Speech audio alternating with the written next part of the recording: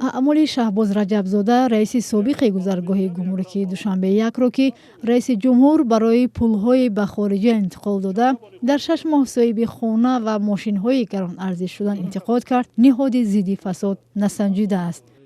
به قبل رئیس آژانسی نظارت مالیوی و مبارزه با کروپسیا دلایلی برای آغاز کردن چنین سنجش را نداشتند. نسبت رجبزاده شوروخ شهباز رجبزاده شهباز در مقامات агенти ягон арз шикоят ворид нашудааст ва нисбати вай дар мақомоти агенти ягон хел тафтишу санҷиш бурда намешавад. این جواب کوتاه رئیس نهادی که مسئول مبارزه با رشوه‌ستانی است برای جمع خبرنگاران که در نشست خبریش روز 3 ایول حضور داشتند غیر چشم داشت بود. یعنی چی؟ مثلا از اون که رئیس جمهور در نزد همه این گپ گفت که مثلا این چندین قانونشکنی‌ها که دوام این زیاده از 1 سال و 6 ماه بود 1 سال و 8 ماه بود این چقدر قانونشکنی‌ها کرده؟ یعنی باز نمیدونم بود چگونه هر حالان که همون خودی همون شهباز رجبزاده اعتراف کرد بله همین کردم گفته اعتراف کرد به گناه خود اقرار شد. یعنی باز چگونه شکایت در کار است من نمیفهمم. روز 10 می سال روان در ملاقات با نمایندگان ساحه‌های بانک مالیه و گمرک و اندوز امامعلی رحمان پرزیدنت تاجیکستان شهباز رجبزاده کارمندی بلندپایه گمرک را تنقید کرد.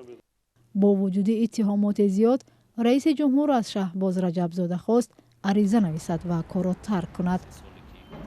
برخی میگویند این عمل رئیس جمهور تقدیر منبعده او را حل کرد. مجازاتش همین شد که آبرویش میان مردم خودش فکر میکنم شرمسارم شد و اینچنین از سمت‌هاش رفت.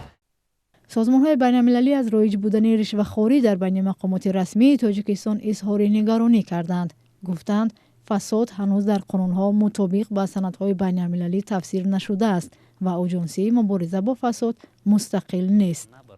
برخی میگویند گناه مردم است که از مقامات طلب مجازات شدن رشوه‌ستان‌ها را نمی‌کنند. مردم باید فعال باشند.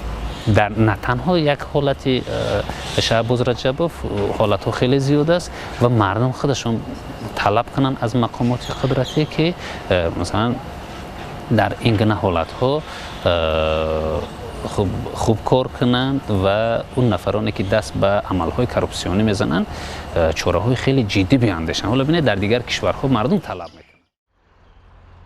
در شاخص پذیرش فساد که همساله سازمان ترانسپرنسی اینترنشنال تهیه میکند تاجیکستان سال 2019 در میان 180 کشور در مقام 152م جای گرفته است و با نیکاراگوآ، ماداگاسکار، کامرون یک جا است.